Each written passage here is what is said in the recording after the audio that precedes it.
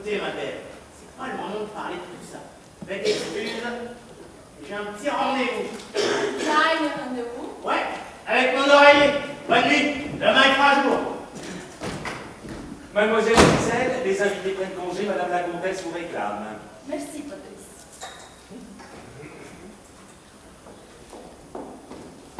Ça y est, la séance est levée. Ils sont en train de se dire bonsoir. Ah bah je vais faire pareil. Bonsoir. Lucie, Quoi? attends-moi. Ranger sommeil. Tu as bien changé, tu as donc oublié nos bons moments, nos projets, le petit hôtel. Ah, pour ce qu'il en reste du petit hôtel, les Pinoirs ont sombré à Maison Lafitte, le sapon à glace ont fondu à Saint-Cloud, et le frigidaire, il nous a fait ses adieux en Fontainebleau. Eh bien, c'est une série noire, mais je commence à croire que dès que le cardinal sera parti, Parce que tu crois que c'est sa présence? il faut bien trouver une explication à une bénie comme celle-là. Mais d'ici quelques jours, Monsieur Cyprien va retrouver la santé et on va se refaire.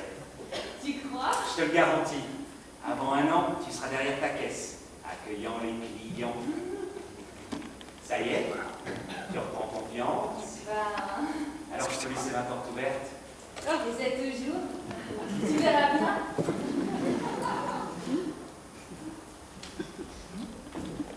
Oh, ça veut dire oui, ou j'y connais rien. Patrice! Vous pouvez aller vous coucher. Tout le monde est parti? Madame la comtesse fait ses adieux au notaire et monsieur Hubert est allé accompagner le maire. Bonsoir, mademoiselle. Bonsoir, Patrice. Oh non, je suis confuse. Vous quittez, vous levez si tôt, et cette soirée qui n'en finissait pas. Elle m'a semblé courte, peut-être parce que c'est la dernière.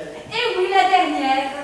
Mais je vais partir satisfait, car je laisserai derrière moi un ménage comme on en voit peu. Oh, ça, très peu. Oh, quel clair de lune!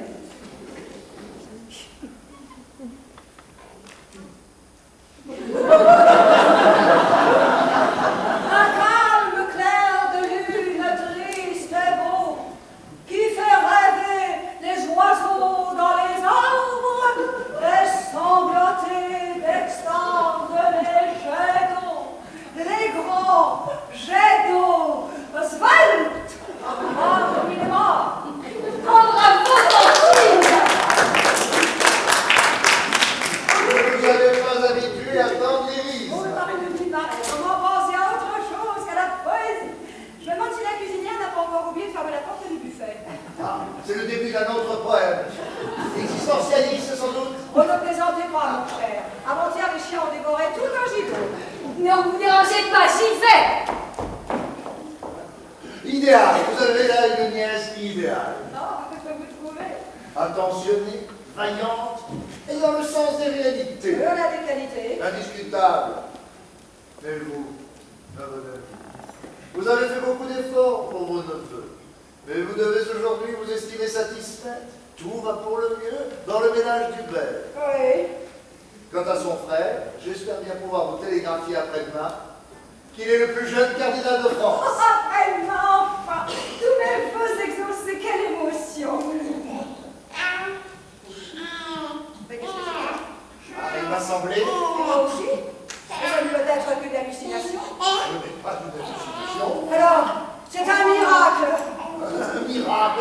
Mais si vous figurez que ça se fait comme ça. Mais mon cher, c'est pas le monde bien qui pourrait y croire. Mais qu'est-ce que c'est que ça? C'est un bébé, madame. Un bébé. Sort cet enfant. Du train de minuit 30, l'homme qui vient d'apporter cette Un corvée. homme? Quel homme? Il est reparti. Mais il fallait que vous aviez dit quelque chose. À travers ses propos, j'ai cru démêler qu'il refusait de se charger plus longtemps de ce bébé. Ah. Sa fiancée l'avait recueilli, paraît-il, il y a 6 mois à Aix-les-Bains. Moi, je n'y comprends rien du tout.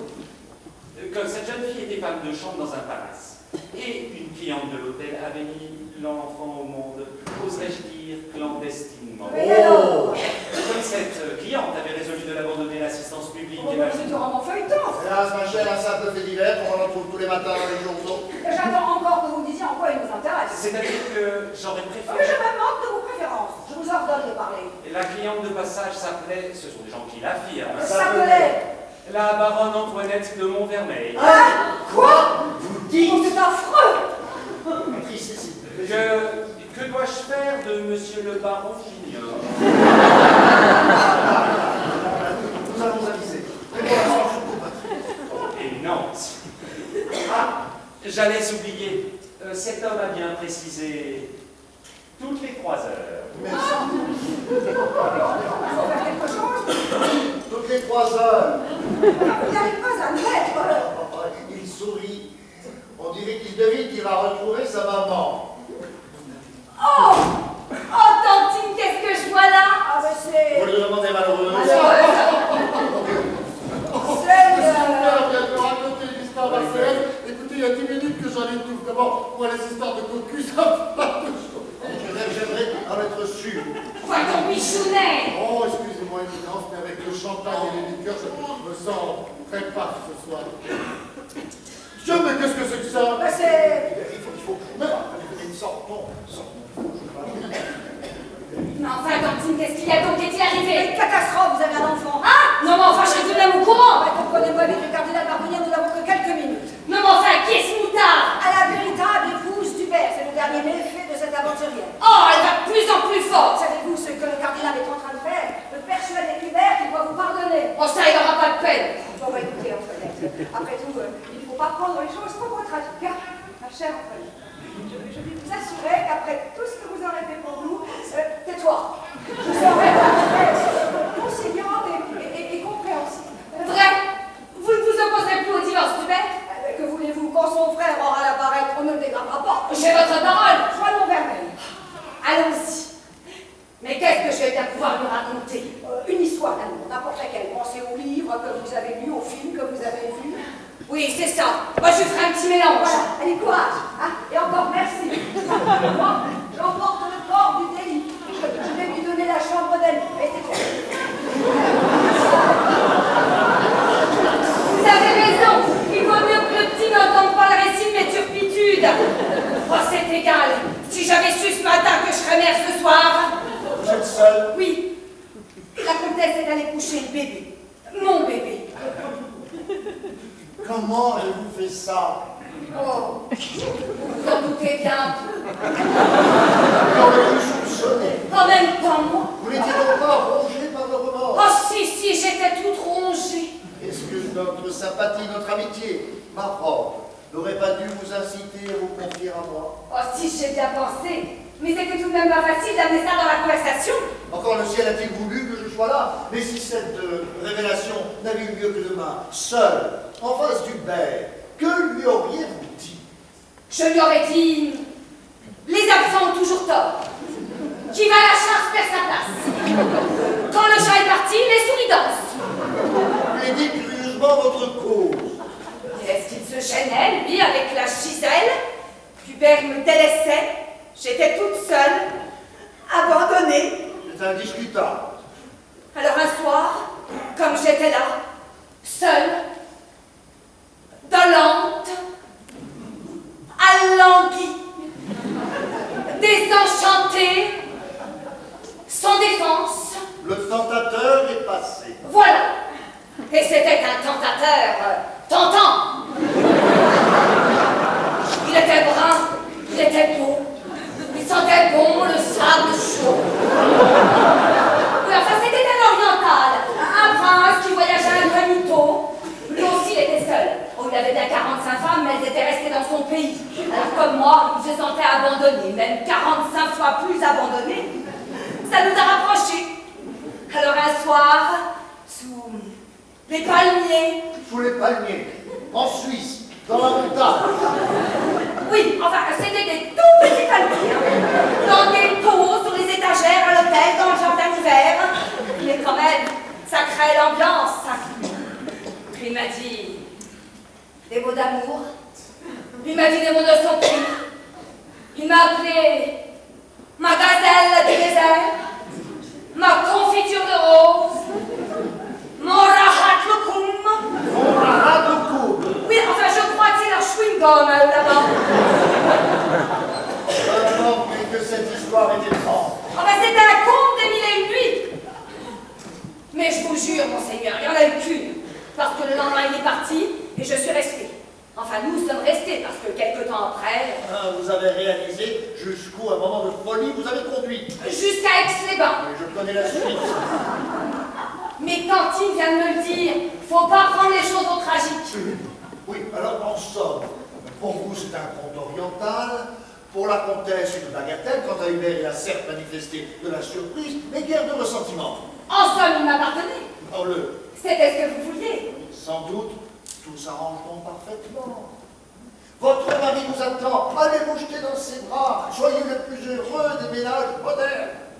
Moi je vais me reposer. La partie est terminée. Bonsoir. Oh, il n'a pas l'air très content. Et ce pauvre parent qui est en train de s'enrhumer. Bon, j'allais me coucher. Avant, j'éteins toutes ces bougies. Lucie n'est pas là. Patrice non plus. C'est la nanette qui doit faire tout ça. La petite lumière. Oh.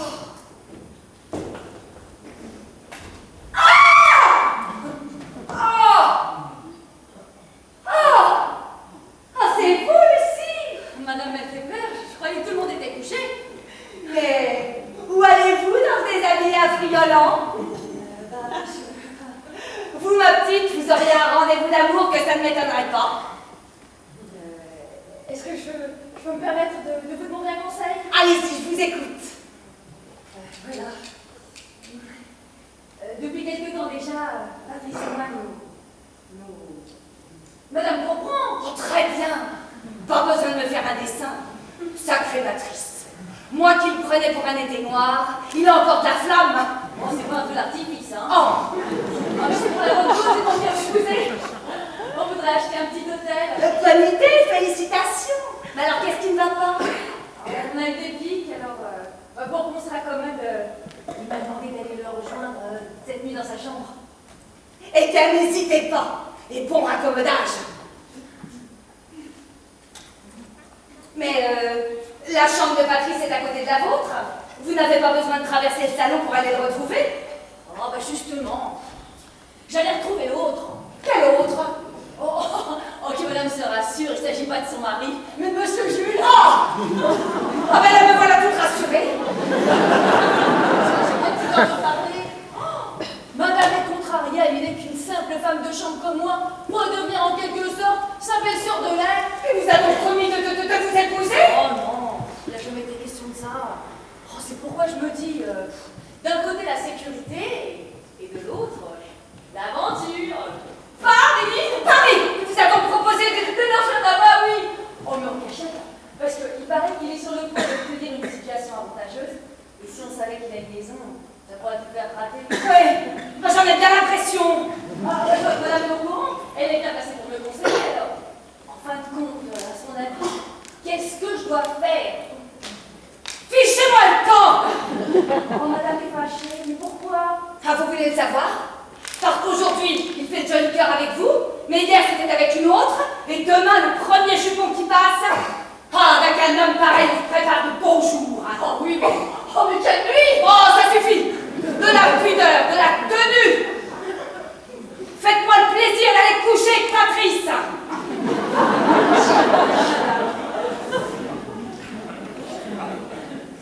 Oh non, pas ce soir, madame. Je vais dans ma chambre. Réveille au frère de madame. Oh. Ah, il va prendre quelque chose, le frère de madame! Ma chère, je commence à prendre froid, je boude d'impatience, je ne sais plus où j'en suis. Mais croyez-vous qu'il m'en arrive une tuile? Qu'est-ce que je devrais dire? Ben, j'en peux rien. Ma digne épouse vient de se rappeler à notre souvenir d'une façon. Ah oui, comme carte de visite? Une carte de visite cornée. En somme, je suis le mari de 2 femmes, sans en avoir aucune, ce qui m'empêche pas d'avoir sur les bras un bébé, qui pourrait être le fils de n'importe qui, mais qui s'en pas le mien. Et le con, c'est que c'est moi que le cardinal vient de s'abonner. Et moi, je passe pour une coureuse de Guidoux alors que... Oui, enfin, n'exagérons rien. En tout cas, je ne pensais pas que vous alliez me fourrer dans un pareil métier. Oh ben permettez, vous êtes bienvenu vous y fourrer vous-même. Mais parce que vous aviez eu le toupet de vous introduire par effraction dans mon état civil. Mais en fait, de tout père, vous vous y connaissez. Vous êtes entré dans notre vie privée comme Comme quoi, tu C'est veux? comme un éléphant dans un magasin de porcelaine. Éléphant! Éléphant! Osez me traiter d'éléphant! Oh non! Moi qui pensais avoir fait tant de progrès pour le maniement de la petite cuillère dans une tasse à café. Ma chère Antoinette, excusez-moi, je suis désolé. Alors pourquoi? Pourquoi m'avoir traité d'éléphant? J'étais énervé, nous nous sommes emballés, mais l'orage est passé. Il y aura peut-être encore quelques coups de tonnerre. Maintenant, Ah non, elle consent au divorce. pas possible. J'ai sa promesse. Mais c'est phénoménal. Une victoire comme ça se fait au champagne. Vous croyez? Bah, bien sûr, nous sommes libres. Oh, libres, c'est ce que nous voulions. Naturellement. Avec le caractère de l'attente, c'est une belle victoire. Vous êtes heureuse? Vous pensez. Et vous? Bien entendu. À vos amours. Au vôtre. C'est curieux, vous n'avez pas l'air tellement gai. C'est peut-être un peu de cafard. Le restaurant ne peut pas rester fermé plus longtemps. Fini la baronne. Je vais venir marchand dessous. Allons. Oh, c'est mon métier. Ça peut pas durer toute la vie, les vacances. Ah ben celle-ci ont été plutôt mouvementées. Je ne me suis pas ennuyée une seconde. Combien tout le monde fait? Moi non plus. Et quoi que vous en pensiez, j'ai appris de bonnes manières. Et puis, j'ai fait une grande découverte. Laquelle? La campagne. Moi, tout ce que j'en connaissais, c'était la banlieue de Paris, moitié guinguette, moitié usine. Mais là, la vraie, la grande, sous le soleil, bien vivante. Ah, c'est formidable. N'est-ce pas? Je me suis même demandé si je liquiderais pas le cochon pour m'acheter une petite ferme. Oh, c'est une excellente idée. À la santé de la fermière. Et à Jules. Oh, Jules, oh ben tiens, parlons-en, ça c'est le hic. Avant que je n'ai décidé à plaquer ces parties de CAC 21, ces soirées au Palais des Sports et son PMU. Quant à nous, mademoiselle Gisèle a décidé qu'une fois mariés, nous ne résiderons plus au château. Mais alors qui s'occupera du domaine? Ma tante. Oh, ben ça va être joli. Elle va faire greffer les salades et sulfater les alcivies.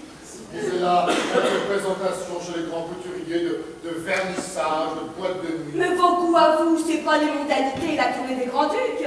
De temps en temps, pourquoi pas, mais ça m'ennuie franchement d'abandonner les chiens, mon fusil, ma maison. Eh bien, dites-lui. C'est qu'elle est assez autoritaire. C'est surtout que vous êtes Je suis quoi, dites-le? une chiffre molle. Chiffre molle! Parfaitement, c'est tout ce que vous méritez. Avec votre tante, vous étiez un petit garçon. Avec votre Gisèle, vous serez un vieux daim qu'une jeune biche mène par le bout du nez. Oh, vieux daim par le bout du nez!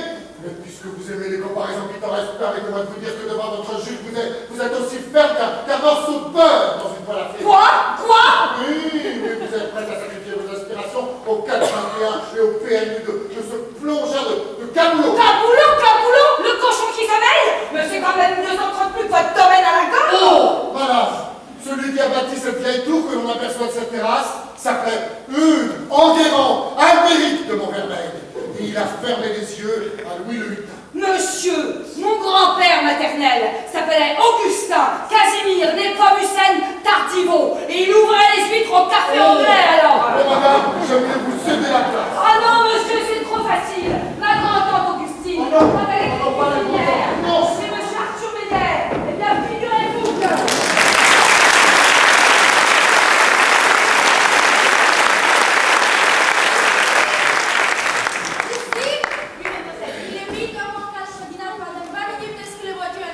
Je vais voir, mademoiselle. Patrice, où allez-vous pour les bagages? Ah, mais qu'est-ce que vous faites là? Oh, mademoiselle le connaît, et moi je connais son éminence. Ça y est, mademoiselle, le chauffeur attend. Ah, La bouteille des roses. et les fleurs dans la voiture. Oh, vous parlez de ramdam. Alors, mais sans blague, j'ai fermé l'œil à 5h du matin. Et 1 heure après, le remue-ménage qui recommence. Un jour de départ. Ah, Vous l'avez oublié? non, bien sûr, mais j'ai pas encore le cerveau bien embrayé. Ah, dis donc, Patrice. Ah, j'ai sonné plus de 10 fois, pas moyen d'avoir un kawa. Oh, ce matin. Ah, bah, c'est ça, ce matin. Bonjour, monsieur Jules. À toi, je te retire comme lapin. Oh, c'est pas ma faute. Je venais, puis j'ai rencontré votre sœur. Et alors? Alors j'ai eu l'idée, je sais pas pourquoi, de lui dire que j'allais vous retrouver. Je vous expliquerai plus tard. J'ai pas le temps maintenant. Oh, c'est plus un café qu'il me faut, c'est un cognac. Oh, elle m'a mis dans une béchamel, la petite, c'est pas possible. Mademoiselle Gisèle, Éminence. j'ai eu l'occasion pendant mon séjour ici de vous observer, de vous juger. Oh, Vous êtes instruit, vous avez de précieuses qualités. Que diriez-vous d'un poste à Rome oui, ou à Paris, riche. dans une ambassade par exemple? Je suis très touchée. Mais je me plais beaucoup ici. Mademoiselle Gisèle, j'ai de bons yeux. En vérité, Alors soyons nets. Le ménage d'hiver ne tient qu'à un fil. Et ce fil, je ne veux pas que vous le cassiez entre vos jolies dents. éminence. Même les gens les plus lucides se laissent parfois aveugler. Qu'est-ce que vous voulez dire? Pardonnez-moi, mais la discrétion fait partie de mes précieuses qualités. Partez, Gisèle. Éminence. Éminence, Oui. comme votre présence va nous manquer. Ce mois a passé plus vite qu'un éclair. Mais vous, il doit vous tarder de retrouver Rome. Oui et non. J'emporte avec moi, vous devez comprendre, quelques inquiétudes. Hubert, Antoinette, ça s'arrangera. Et ce petit être que personne ici ne désirait. Ah, j'aimerais avant de partir lui donner ma bénédiction. Oh, mais quelle bonne idée. Je vais vous le faire apporter. Patrice. Madame Désir, Le bébé. Allez chercher le bébé. madame, il n'y a plus de bébé. Ah, quoi? Vous dites? Il est parti ce matin. Parti? Comment? Par le train de 7 heures. C'est un bébé voyageur. Cet enfant n'est pas parti tout seul. Évidemment non. Il est parti avec sa mère. Que la baronne? La baronne s'est enfuie du manoir. Oh mon Dieu, la malheureuse, c'est ma faute. Hier soir, je l'ai quitté sur des paroles proncées. Votre éminence m'excuse, il ne s'agit pas de madame la baronne. Mais alors, de qui? De la véritable mère. Que l'autre? L'autre est revenu? L'autre. Qu'est-ce que vous dites? C'est vrai, Patrice.